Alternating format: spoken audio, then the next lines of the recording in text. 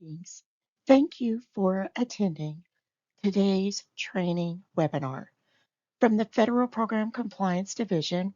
Today, I will be talking about the program monitoring validations for the Every Student Succeeds Act, private nonprofit schools, equitable services, the school system inventory control of purchases for equitable services.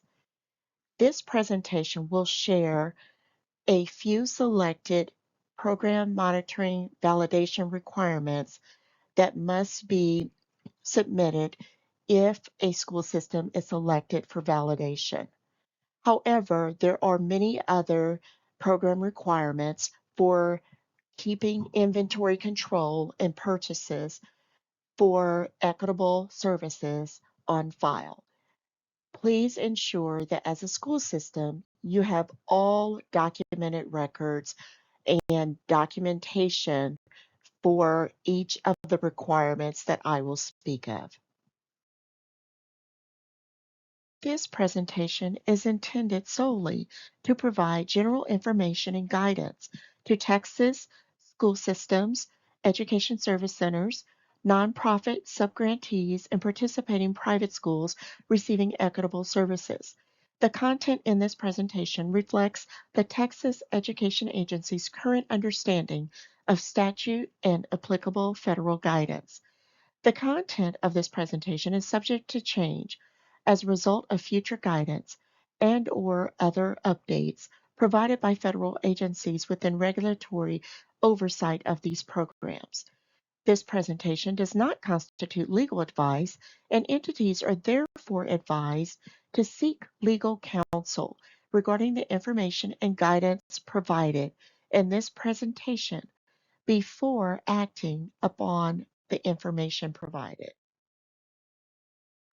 Artificial intelligence disclaimer. Recording or use of artificial intelligence. The Texas Education Agency, or TEA, does not permit third-party recording or the use of artificial intelligence, AI, summary services during its grants-related trainings.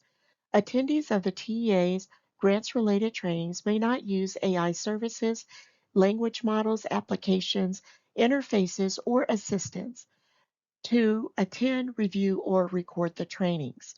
TEA further prohibits any person or entity from using the information included in its grants-related trainings to train AI technologies. Any attendees of TEA's grant-related trainings who violate this prohibition may be removed from the trainings and may be barred from attending future grants-related trainings.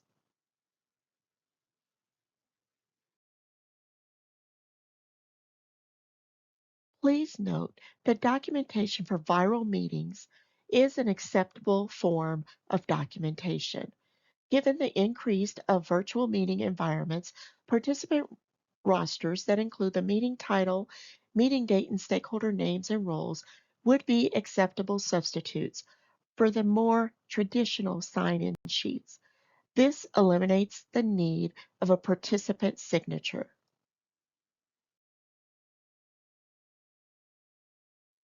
Documentation requested. Take note of these items. Documenting overall compliance for a program requirement may require several forms of documentation to be maintained locally and available upon request by TEA and/or an auditor. To ensure overall compliance with program requirements, school systems should refer to the program guide and/or other program-related resources that reference the multiple forms of documentation required to be maintained locally.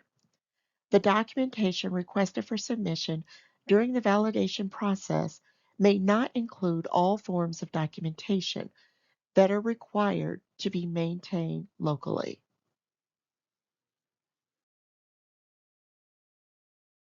ESSA Section 1117 provides the statutory requirement for the Title I Part A program. The school system must maintain inventory control of private nonprofit or PNP purchases for equitable services. The school system must keep control of all funds titled to materials, equipment, and property purchased.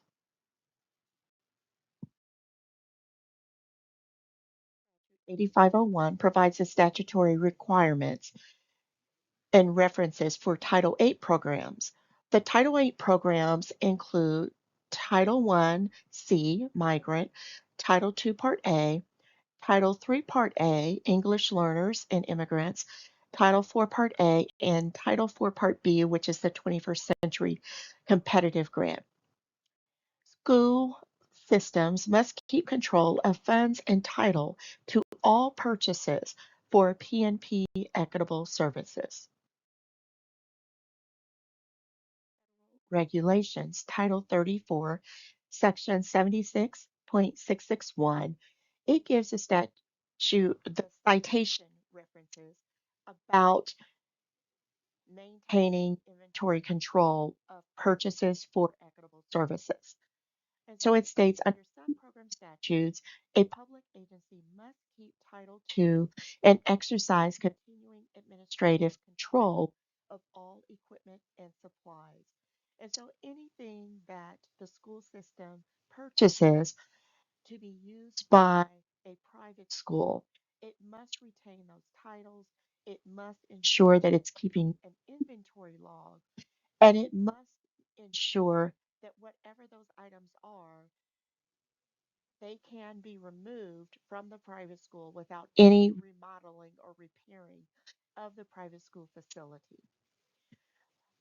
The school system shall remove equipment or supplies from a private school if the equipment or supplies are no longer needed for the purposes of the project, or removal is necessary to avoid use of the equipment and supplies for other project purposes.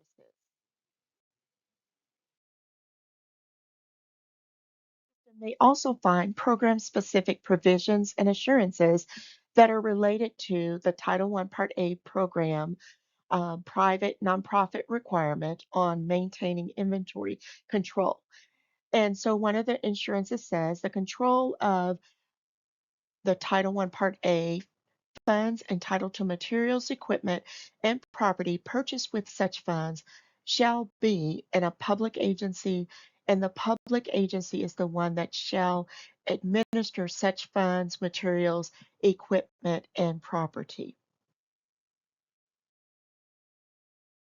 The same is true for any of the equipment and supplies that are purchased under the Title VIII programs. We do have an assurance in the ESA consolidated application under the Title IV Part A program specific provisions and assurances, which states the same as the Title I Part A program, that the school system is complying with those provisions for providing private school programs as specified according to the statute.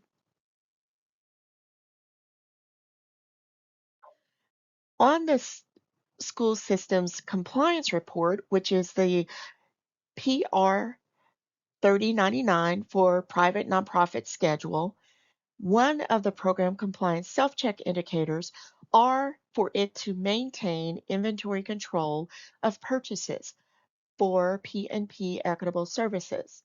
And on the consolidated federal grant application, the PS 3099, which is the private school schedule in the application, must keep policies and procedures documented to maintain it controlled the technology, equipment, and supplies purchased for the participating PMP Equitable Services programs.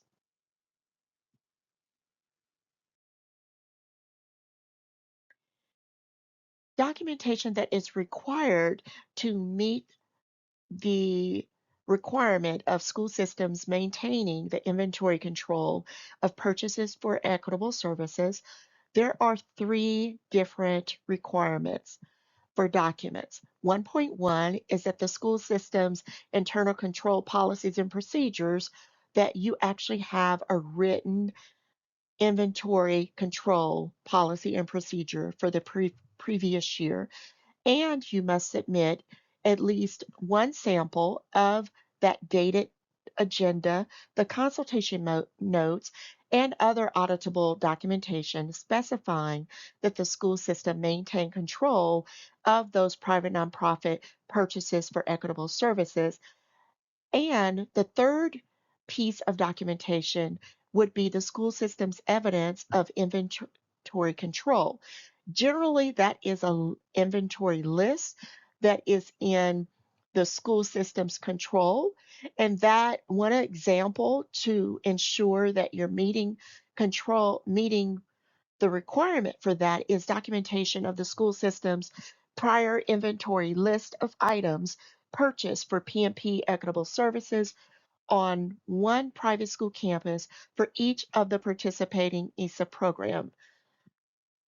And some examples may be for supplemental property and equipment, materials, supplies, any devices or lab equipment. Those will be some of the examples of inventory listed items that the school system should have available and would submit along with 1.1 and 1.2 documentation that is required to show that it is maintaining the control of those purchases. If, for example, the school system does not have any equipment or supplies that were purchased as inventory, then the school system would indicate in a document that they did not purchase any equipment or for the private schools. And so you will still need to submit something if by chance you are selected for this particular item. Some of the most common areas in which a school system will miss requirement is that the and result in an improvement needed status are auditable documentation requested from the applicable year was not submitted. The documentation submitted did not specify the requested validation requirements. Documentation did not provide applicable year of the inventory purchases per participating private school, and the documentation did not indicate the school system maintained control of those purchases during the applicable year. And so these are things that you want to ensure that you have in place so that you would be able to answer those questions and meet the requirement without having an improvement needed status. It is very important that the school system selects that one school, and with that one school, if it participated in multiple programs and there were inventory purchases for multiple programs, that you actually submit documentation. So if there were inventory items for Title I Part A and Title IV Part A, then you would need to list those inventory logs and items and all of the documentation for those different programs for one private school. And it is up to the school system to decide which school they will select to submit documentation for. And again, if there was no funding spent on inventory at all, then the school system would just need to submit documentation stating we did not have any inventory purchases, but you still need to submit your inventory policies and procedures because that is something that should be updated annually and shared with the private school in the event that there is a inventory request within that school year. So you still must have it on file, the procedures and policies, even if you did not make any purchases. So you still would need to submit some documentation. Now I'd like to share a few examples of resources and support. There are program monitoring validations process online resources. For example, there are program monitoring validation process handbooks, instructions for how to submit documentation through the work app. There's a training video, and there's also the training slides for this particular training. Program specific resources are available under the guidance documents for each program and requirement, as well as those videos and training slides that are program specific. And you may see all of the program resources are available by clicking on the ESA Program Monitoring Validations webpage link at the bottom of this presentation. On the Federal Program Compliance Division's webpage that are directly uh, designed to help school systems understand what the program monitoring validation of inventory control means and what the requirements are. There is a guidance document, training slides, and a training video where you can select to listen to the video at any time. You can also download the slides and the guidance document. I highly recommend that you take the time to share your planned documentation with your local ESC, Education Service Center staff, so that they're able to review it and ensure that it meets the requirements. Because many times there are school systems that upload documentation that does not even address the requirements that TEA is asking for. Or the documentation submitted is not detailed enough, or it's too much documentation. You do not want to submit more than what TEA is asking for. And you also need to ensure that you're submitting the year that is being requested. And so that's why it's so important to share these documents with your ESC staff so that they can review it. They can provide any guidance on any additional support or additional revisions that you should make before you upload the documentation through the TEA's work app.